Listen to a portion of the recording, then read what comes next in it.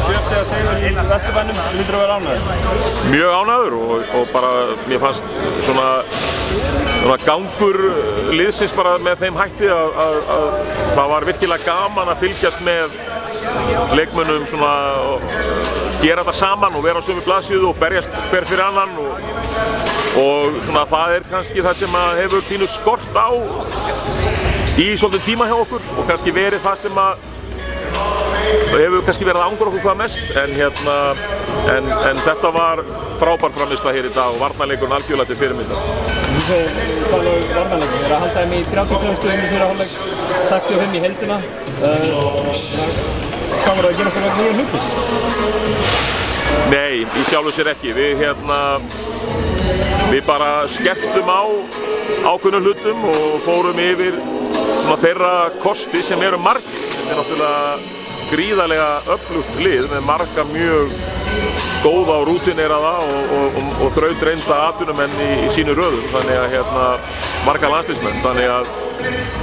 að við bara urðum hreinlega að fara vel yfir hlutina en fyrst og fremst það bara í rauninni bara það svona effort sem að leikmennirnir lögðu í þetta sem að ég mest ánægð með og fyrir hönd þeirra að ég veit alveg hvernig það að fara stundum svona á bólakaf og það ekkert gott, það ekkert þægilegt en það bara stundum þannig í lífinu, við bara ráðum ekki alltaf við hlutina og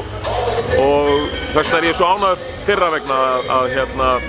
þeir svona komu svona skýra þeir saman og gera hlutina saman og þess vegna unnum við hér í dag. Væntanlega búið að vera þung vika á liðinu, mikið verið að tala í fjölmiðlum möguleikar á að Keflavík missa úrslitakeppninni í fyrsta skipti og svona. Funduð þið fyrir pressunni?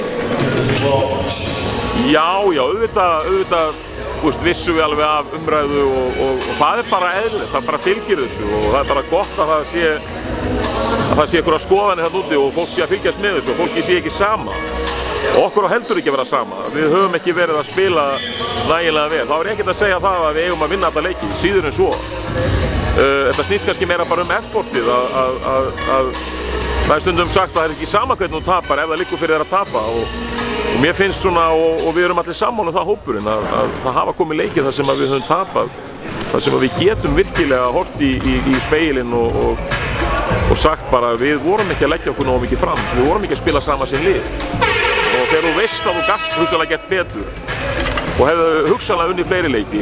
þannig að eðlilega voru alveg meðvitaðir á þetta en við bara fundum leiðir í vikunni til þess að vera bara svona á réttum nótum og hafa spennustíð í lagi og engin dramatík eða neitt í þeim dúr enda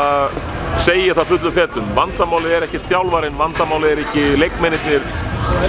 það eru bara svona ákveðnir hluti sem hefur bara vantað upp á að við höfum svona fundið taktinn